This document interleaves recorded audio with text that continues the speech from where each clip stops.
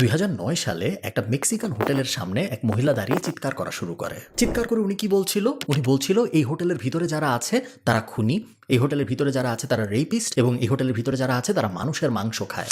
¡Comieron humanos! ¡Yo no estaba enterada de nada! ¡Que había, o sea, los asesinatos sí! ¡Pero que habían comido humanos! ¡Humanos! ¡Fue la carne humana!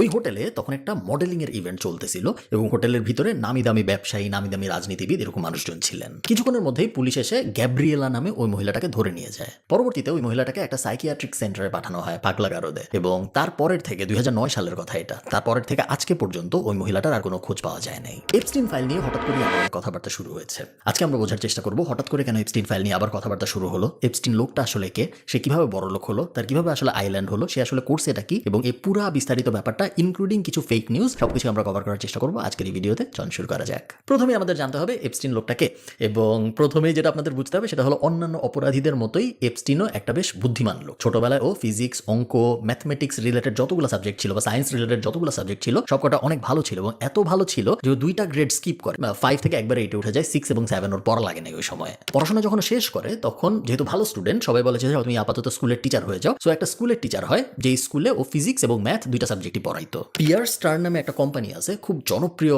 Investment company ছিল এক সময়। এই কোম্পানির যে CEO, তার ছেলে ওই same স্কুলে পড়তো যে স্কুলে এপস্টিন টিচার ছিল। প্যারেন্টস মিটিং এর সময় এই লোক আসতো এবং আস্তে আস্তে এই লোকের সাথে এপস্টিনের খুব ভালো সম্পর্ক হয়ে যায়, এবং একসময় সম্পর্ক এত ভালো হয়ে যায় যে এপস্টিন স্কুলের চাকরি ছেড়ে বিয়ার স্টার্নে জয়েন করে। দুনিয়ার সবচেয়ে বড় ইনভেস্টমেন্ট ফার্মগুলোর একটাও জয়েন করতেছে ওই সময়, এবং শুরু করেও স্টক ব্রোকার হিসেবে, বাট খুব তাড়াতাড়িও গ্রো করা শুরু করে, কারণ এগেন ট্যালেন্টেড মানুষ।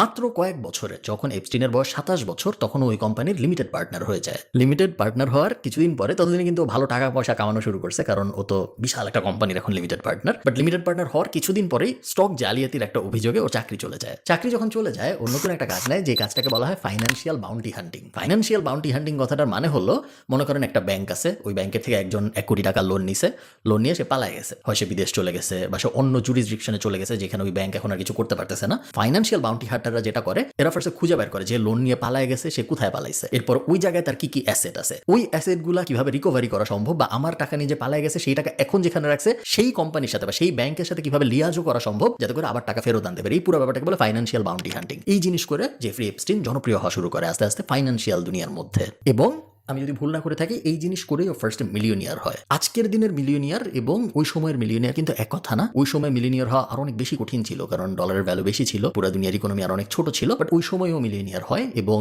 সবাই মোটামুটি ওর আশপাশে এগ্রি করতো যে এপস্টিন বেশ ট্যালেন্টেড একটা মানুষ। যাই হোক, এপস্টিন এবং ওর বন্ধু স্টিভেন, এই দুজন মিলে এরপরে একটা MLM টাইপ কোম্পানি শুরু করে। এগেন মানুষের টাকা নিব, তারপর ওই টাকা ইনভেস্ট করবো, এই টাইপ অ্যাঙ্গেলের একটা বিজনেস। বাট মেইনলি ছিল একটা পঞ্জি স্কিম। $450 মিলিয়ন আয় করে দুজন মিলে এই পঞ্জি স্কিম চালায়।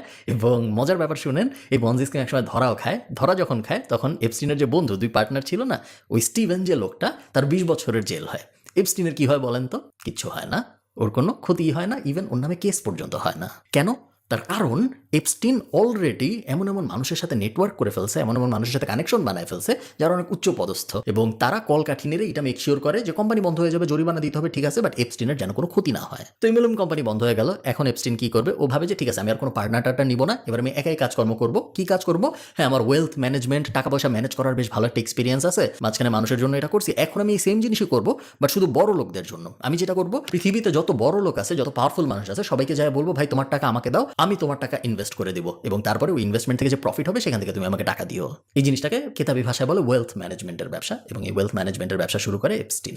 ওয়েলথ ম্যানেজমেন্টের ব্যবসা যখন ও করে, তখন আপনি বুঝতে পারতেছেন এটা করতে যাওয়ার 2টা জিনিস হয়। 1 নম্বর জিনিস, ও ভয়ঙ্কর বড় লোক হওয়া শুরু করে, কারণ ও কাজ অ্যাকচুয়ালি ভালো পারতো। সো মানুষজনের টাকাও ভালোভাবে ইনভেস্ট করে, মানুষজনকে রিটার্ন দেয়, অনেক ট্যাক্স ফাঁকি দিতে হেল্প করে লিগালি, এবং ওভারঅল বলতে পারেন যে এপস্টিন ভয়ঙ্কর ফিল্দি রিচ হয়ে যায় এই সময়। বাট সেকেন্ড আর একটা খুব ইম্পর্টেন্ট ব্যাপার হয়, সেটা হলো ও যাদের টাকা ম্যানেজ করতেছিল তারা তো সবাই বড় লোক, এবং আমরা সবাই জানি বড় লোক এবং পাওয়ারফুল অনেকটা সমানুপাতিক। কেউ যদি অনেক পাওয়ারফুল হয় সে বেশিরভাগ সময় অনেক বড় লোক হয়, আবার কেউ যখন অনেক বড় লোক হয় বেশিরভাগ সময় সে অনেক পাওয়ারফুল হয়। পুরো দুনিয়ার বেশিরভাগ জায়গায় এই কথা সত্য। সো ও যাদের টাকা ম্যানেজ করতেছিল এরা সবাই যেহেতু বড় লোক, এবং বড় লোক যেহেতু এদের সবাই অনেক পাওয়ারফুল, এই কারণে এপস্টিনের অনেক পাওয়ারফুল মানুষের সাথে, রাজনীতিবিদ, বড় টেকনোক্র্যাট, বড় আর্মির মানুষ, বড় পুলিশের মানুষ, এমনিতে বড়লোক মানুষ এরকম সবার সাথে খুব ভালো সম্পর্ক হয়ে যায়, মানে যেন তেন ভালো সম্পর্ক না, এপস্টেইনের এই বড়লোক বন্ধুরা ওকে প্রাইভেট জেট পর্যন্ত গিফট করছে, এই টাইপ ভালো সম্পর্ক। যেহেতু অনেক বড়লোক হয়ে যায় ওভাবে কি করবো এখন এত টাকা দিয়ে, আমার আপনার মতো তো নর্মাল মানুষ ছিল না এপস্টেইন, সো ওর অনেক টাকাও কি করবে, ও লিটল সেন্ট জেমস আইল্যান্ড বলে একটা আইল্যান্ড আছে, ওই আইল্যান্ডটা কিনে ফেলে, এবং ও কিনে ফেলার পরে যেহেতু ওর নাম এপস্টিন, ওই আইল্যান্ডটাকে এপস্টিন আইল্যান্ড নামেই আশপাশে মানুষজন চেনা শুরু করে। তো কাহিনীটা কি দাঁড়াইলো, অনেক বড় লোক একটা মানুষ, ট্যালেন্টেড এবং একই সাথে করাপ্টেড একটা মানুষ, এই লোক প্রাইভেট জেট পাইছে, অনেক টাকা পয়সা পাইছে, এখন প্রাইভেট আইল্যান্ডও আছে, বড় লোকদের টাকা পয়সা ম্যানেজ করতেছে, পাওয়ারফুল মানুষজনের সাথে ওঠা বসায়ের। নেক্সটে কি করে, নেক্সটে তার যেহেতু প্রাইভেট আইল্যান্ড আছে, সেই প্রাইভেট আইল্যান্ডে সে পার্টি অর্গানাইজ করা শুরু করে, ভয়ঙ্কর সব পার্টি, মাইনরদের নিয়ে আসা এবং মাইনরদের এন্টারটেনমেন্টের জন্য ব্যবহার করা, হেন কোনো কাজ নাই যা এই পার্টিগুলোয় হইতো না। আমি পার্টিতে কী কী হতো এটা ভিডিও শেষের দিকে আপনাদের বলবো, বাট আপনাদের মাথায় একটা প্রশ্ন আসতে পারে যে এত কিছু ও করতেছে, এটা কি কেউ ধরা পড়ে না, এটা কি কারো সামনে কখনো আসে নাই? কারণ এগুলো কিন্তু আজকের কথা না, প্রায় 25 বছর আগের কথা বলতেছি আমি আপনাদের। উত্তর হলো হ্যাঁ, অনেক মানুষের কাছে আসছে। ইনফ্যাক্ট 2005 সালে প্রথম এপস্টিনের বিরুদ্ধে মামলা করা শুরু হয়। 14 বছর বয়সী একটা মেয়ের বাবা মা কমপ্লেন করে যে এই বাচ্চাটাকে এপস্টিন ভুলায় ভালায় টাকা লোভ দেখে নিয়ে গেছে ওকে মাসাজ দেওয়ার জন্য। তো সেক্সুয়াল হ্যারাসমেন্টের চার্জ যখন ওর উপর পড়ে তখন ওই এলাকার পুলিশ রিসার্চ করা শুরু করে এবং তদন্ত করতে যায়, দেখা যায় যে এরকম 14টা বাচ্চা আছে, 2005 সালের কথা আমি বলতেছি, যে 14টা বাচ্চাকে ও নিয়ে গেছে বিভিন্ন সময় ওর ক্যাসেলে, ওর বাড়িতে, ওর অমুক জায়গায় তমুক জায়গায়, এবং মোটামুটি সেম কাহিনী, সবাইকে জামা কাপড় খুলতে বাধ্য করা হয়েছে, সবাইকে মাসাজ দিতে বলা হয়েছে, সবাইকে হ্যান ত্যান হাবি যাবি, আপনারা বুঝতেই পারতেছেন কি করতে বলা হয়েছে, সব একদম সিমিলার কাহিনী। এবং ওখানেও এমএলএম এর যে জ্ঞান বুদ্ধিও শিখছিল, ওখানেও সেম বুদ্ধিও অ্যাপ্লাই করছে। বাচ্চাদেরকে বলা হয়তো তুমি যদি তোমার বন্ধুকে নিয়ে আসতে পারো তাহলে তোমাকে $200 এক্সট্রা দিব, এই টাইপ কাজকর্ম। এপস্টিন 2006 সালে প্রথম অ্যারেস্ট হয় এবং এই কারণে এই যে মাইনরদের সাথে সেক্সুয়াল অ্যাবিউজের মামলায় অ্যারেস্ট হয়। এবং যেহেতু ও ততদিনে অনেক বড়লোক মানুষদের চিনে, যেহেতু ও ততদিনে অনেক পাওয়ারফুল মানুষদের চিনে, ওর কি শাস্তি হয় জানেন? $3000 জরিমানা হয় এবং মোটামুটি দ্যাটস ইট। পুলিশ এই শাস্তিটা অনেক বিরক্ত হয় এবং ওরা ভাবে যে এত কষ্ট করে এত তদন্ত করে এইরকম 14 জনের একটা কেস বানালাম আমরা, কিন্তু জাস্ট $3000 জামিন দিয়ে ছাড়া পাওয়া গেল, এটা কেমন কথা? এই কারণে ওরা পুরা তদন্ত ভারটা FBI কে বুঝায় দেয়। ওইখানকার যে মায়ামি পুলিশ যেটা ছিল, বলে যে না FBI তোমরা আবার তদন্ত করো, আমাদের মনে হচ্ছে ভিতরে আরো ঘাপলা আছে। FBI তদন্ত শুরু করে এবং FBI যেহেতু আরো পাওয়ারফুল, ওরা আরো যত্ন করে তদন্ত করে। আগে তো শুধু এপস্টিনের বিরুদ্ধে মামলা ছিল, এবার ওর গার্লফ্রেন্ড, ওর সেক্রেটারি, ওর অফিসের কর্মচারী, যারা যারা ডিরেক্টলি ইনডিরেক্টলি রিলেটেড পুরো ব্যাপারটার সাথে সবাইকে ইনক্লুড করে 45 পাতার একটা রিপোর্ট বানায় FBI। কি হয়, এপস্টিন আবারও স্বীকার করে যে হ্যাঁ আমি করছি এই জিনিস, এবং স্বীকার করার পরে ওর 2টা মামলা হয় ওর বিরুদ্ধে, একটা হলো প্রস্টিটিউশনের, আরেকটা হলো এগেন মাইনরদের অ্যাবিউজ করা বিষয়ক। এবং এই 2টা মামলায় এপস্টিনের শেষ পর্যন্ত সাজাও হয়। সাজাটা কি জানেন? এপস্টিনের এইবার 13 মাসের জেল হয়। এবং শুধু যে 13 মাসের জেল হয় তা না, বলা হয় যেহেতু এপস্টিন একজন হাই নেটওয়ার্থ ইন্ডিভিজুয়াল, যেহেতু ওর জেলের বাইরে থাকা পৃথিবীর জন্য জরুরি, এই কারণে যদিও ওর 13 মাসের জেল হয়েছে, তারপরেও এই 13 মাসের প্রত্যেক দিন ও 12 ঘন্টা জেলের বাইরে থাকতে পারবে নিজের অফিসের কাজকর্ম করার জন্য। এইভাবে ও 13 মাসের জেল খাটে। এবং আপনারা বুঝতেই পারতেছেন কেন ওকে এত সহজ একটা জেল দেওয়া হয়েছে, কারণ ওর অনেক ভালো ভালো কানেকশন ছিল। যাক, অফিসিয়ালি এপস্টিনের 13 মাসের জেল খাটা শেষ হয়, যদিও প্রত্যেক দিনও 12 ঘন্টা তো বাইরেই ছিল, আসলে কোনো জেল টেল ছিল না, বাট তারপর অফিসিয়ালি তো জেল খাটছে। এই ব্যাপারটা এপস্টিনের খুব গায়ে লাগে যে হ্যাঁ আমার মতো একজন জেল খাটছে, এটা এখন আমার নাম লিখে গুগলে সার্চ দিলে পাওয়া যায় যে জেল খাটা মানুষ ইত্যাদি, এটা ভালো না। সো নিজের ইমেজ ইমপ্রুভমেন্টের জন্য একদম উঠে পড়ে লাগে। MIT-তে বিশাল ডোনেশন দেয়, হার্ভার্ডে বিশাল ডোনেশন দেয়। তখন বিল গেটস ম্যালেরিয়া নির্মূল নিয়ে কাজকর্ম করা শুরু করছে। বিল গেটসের যে গেটস ফাউন্ডেশন আছে, সেই ফাউন্ডেশনও বিশাল ডোনেশন দেয় এবং বিল গেটসের মোটামুটি ফ্রেন্ড হয়ে যায়। আস্তে আস্তে ওভার দ্য ইয়ার্স, 1 বছর 2 বছর 5 বছর পরে মানুষ আস্তে আস্তে ভুলে যাওয়া শুরু করে, যখন দেখে যে হ্যাঁ এই লোকটার হয়তো একটা অতীত ছিল, কিন্তু এটা এখন দেখি সারা পুরো দুনিয়া ভালো ভালো কাজকর্ম করে, ডোনেশন দেয়, বড় লোক মানুষজনের সাথে, পাওয়ারফুল মানুষজনের সাথে ঘুরে, সবসময় ভালো ভালো কথা বলে, বইপত্র নিয়ে কথাবার্তা বলে, জিনোম নিয়ে পড়াশোনা করে, সে তো ভালো লোক মনে হয় বা ভালো হয়ে গেছে। আস্তে আস্তে মানুষের মেন্টালিটি ডাইভার্ট হওয়া শুরু করে। এখন এই জিনিস চলতেছে, এপস্টিন মোটামুটি আরামেই আছে, কোনো ঝামেলা নাই। 5 বছর কেটে যায়, 7 বছর কেটে যায়, 8, 9, 10 বছর কেটে যায়। এরপরে মায়ামি হেরাল্ড নামে একটা পেপারের একজন সাংবাদিক খুব দুঃসাহসিক একটা কাজ করে। দেখা যায় এই সাংবাদিক, যদিও পুলিশ একবার FBI-কে দিয়ে দিছিল, তারপরে মামলা শেষ ওইখানে, বাট এই সাংবাদিকও জিনিস ভুলে যায় নাই। গত 10 বছর ধরে এই সাংবাদিক রিসার্চ করছে এই ব্যাপারটা নিয়ে, সব ভিকটিমের সাথে কথা বলছে, সব ভিকটিমদের সাক্ষাৎকার নিছে, ডকুমেন্টেড সাক্ষাৎকার, যেখানে ভিকটিমরা প্রমাণ সহ দেখাইছে যে ওদের সাথে কি কি করা হয়েছে, সব মিলায় সব একাঠা করে একদম প্রমাণ সব জোড়া দিয়ে তারপরে হেরাল্ডে পাবলিশ হয় এই নিউজ। এবং মানে একদিনের নিউজ না, একের পর এক নিউজ, একটা সিরিজ পাবলিশ করে ওরা। হঠাৎ করে পুরো দুনিয়া রিয়েলাইজ করে যে হ্যাঁ এত বড় অপরাধী এই লোক, এত প্রমাণ সহ দেখতেছি, বাট ওর তো কোনো সাজাই হয় নাই। প্রথমবার $3000 জরিমানা দিছে, তারপরের বার মাত্র 13 মাসের সাজা কাটছে। এটা তো কোনো সাজাই নেই। এই কাহিনী কেন হয়েছে ওর সাথে? 2019 সালে এপস্টিন আবার অ্যারেস্ট হয়, যখন এত হাউকাউ শুরু হয়, এবং অ্যারেস্ট হওয়ার পরে ও আবার জামিনের জন্য অ্যাপ্লাই করে। বাট এখন যেহেতু মিডিয়া ট্রায়াল চলতেছে, এখন যেহেতু সবাই সরব এই ব্যাপারটায়, ওর জামিন নাকচ হয়ে যায় এবং তার কিছুদিন পরে ও ওর সেলে জেলের ভিতরে সুইসাইড করে মারা যায়। সুইসাইড করে মারা যায় এই ব্যাপারটা এয়ার কোটেশনের মধ্যে আপনাদের রাখতে হবে। তার কারণ অনেকেই বলে যে ও সুইসাইড করে মারা যায় নাই, ওকে মেরে ফেলা হয়েছে যাতে করে ও যে গোপন ইনফরমেশনগুলো জানে, এই গোপন ইনফরমেশনগুলো কোনোদিন যেন সাধারণ মানুষের সামনে না আসে। এইটার পেছনে লজিক কি, কেন এই কথা মানুষ বলে? তার কারণ ঠিক ওই দিনই, আপনারা দেখেন চিন্তা করে ব্যাপারটা কেমন, ঠিক ওই দিনই এপস্টিন যে জেলে ছিল, ওই জেলে কোনো চেক হয় নাই। যদিও প্রত্যেকদিন সেন্ট্রিরা আসতো, চেক করতো সব জেলে মানুষজন ঠিক মতো আসে নাকি, বাট ওই দিন এপস্টিনের সেলে কোনো চেক হয় নাই। এটা হলো 1 নম্বর কাহিনী। 2 নম্বর কাহিনী, এপস্টিনের জেলের সামনে 2টা ক্যামেরা ছিল। কোনো একটা কারণে পুরা জেলের ক্যামেরা কাজকর্ম করতেছে, কিন্তু ওই 2টা ক্যামেরা ওই দিন কাজ করে নাই। 3 নম্বর কারণটাও শুনেন। এপস্টিনের ভাই একটা ইন্ডিপেন্ডেন্ট ডাক্তারকে হায়ার করে, যখন মর্টগেজের আগে আগে ওদের মরদেহটা দেয়, যে আসলে কি সুইসাইড করে মারা গেছে, ডাক্তার একটু চেক করে দেখুক। ডাক্তার চেক করে বলে যে যদি গলায় ফাঁস নিয়ে মারা যাইতো, তাইলে যেই ধরনের আঘাত থাকার কথা সেই ধরনের আঘাত তো আছেই, এবং একই সাথে কাঁধের 2 পাশে অনেকগুলো এক্সট্রা আঘাত আছে যেগুলো থাকার কথা না। কোনো সুইসাইড নোটও নাই, কেউ কিছু জানে না। অফিসিয়ালি বলা হয় ও আত্মহত্যা করছে, সবাই ধরে নেয়। এপস্টিনের কাহিনী সম্ভবত এখানেই শেষ।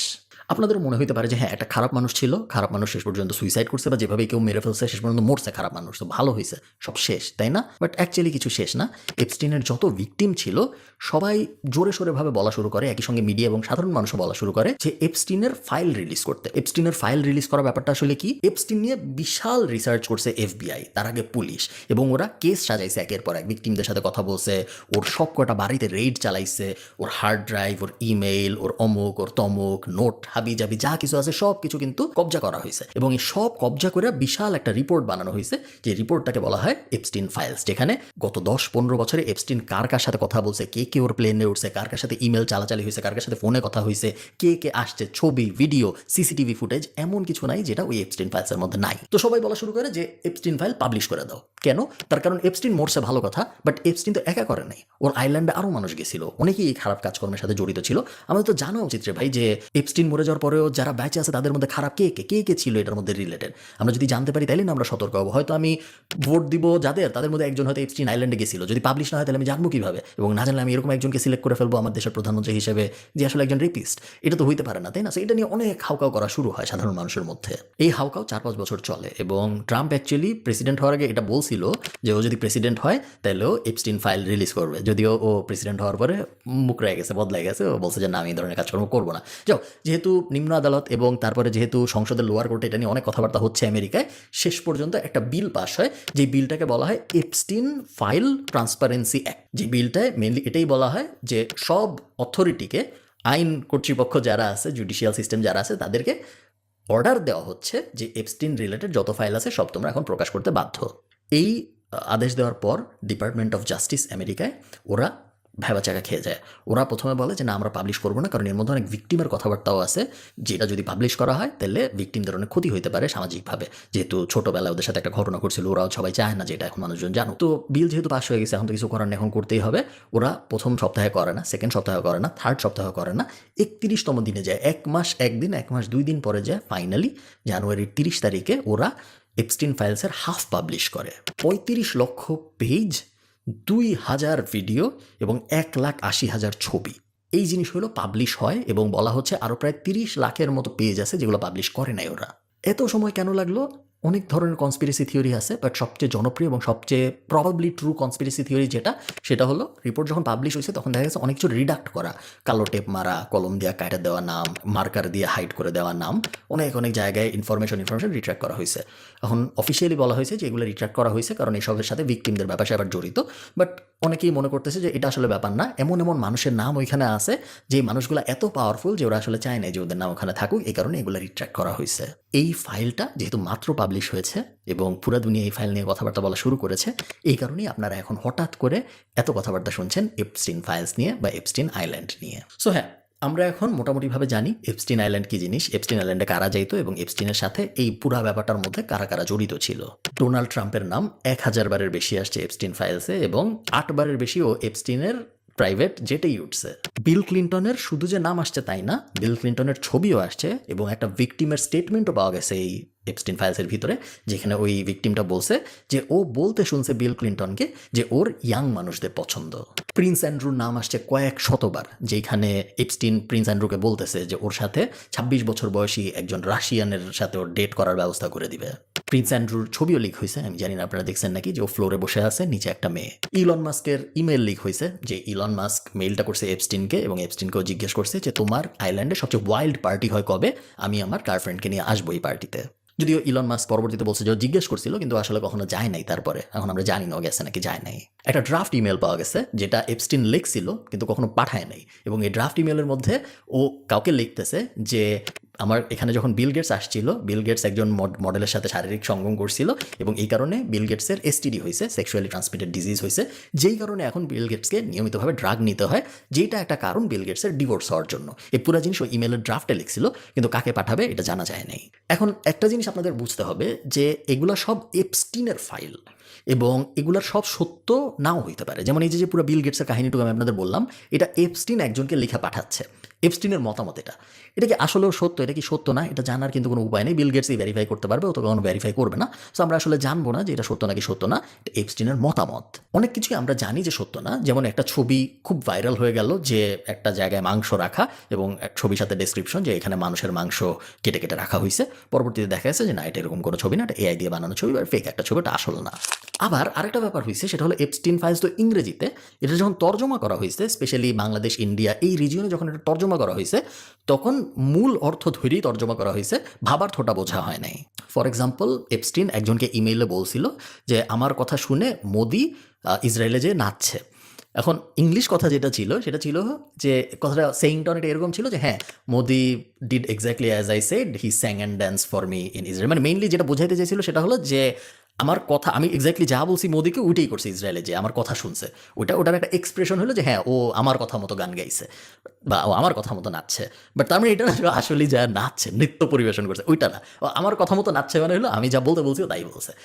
কোনো একটা কারণে আমাদের সাবকন্টিনেন্টে মানুষ ধরে নিয়েছে যে মোদি যে মনে হয় নাচছে, আসলে ইসরায়েলে যে মানে ভরতনাট্যম নাচা টাইপ একটা নাচ নাচছে।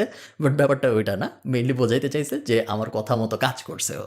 তো এরকম কয়েকটা ব্যাপার হয়েছে যেগুলা মানে মানুষ আক্ষরিক অর্থ ধরেই ট্রান্সলেশন করে ফেলছে, মেইন ব্যাপারটা বুঝে নাই। আবার ধরেন এপস্টিন ফাইলসের নাম আসা সবসময় খারাপও না, অনেক মানুষের নাম জাস্ট রেফারেন্স হিসেবে আসছে। যেমন ধরেন মেহেদি হাসান, খুব জনপ্রিয় সাংবাদিক, আপনারা জানেন, মুসলমান সাংবাদিক, যিনি অনেক অনেক জনপ্রিয় মিডল ইস্টে। উনার নাম আছে এপস্টিন ফাইলসে। এখন উনার নাম কেন আছে এপস্টিন ফাইলসে? কারণ মেহেদি হাসান একবার অক্সফোর্ডে একটা ডিবেট করছিল ইসলাম নিয়ে, ডিবেটটা খুব ভালো হয়েছিল।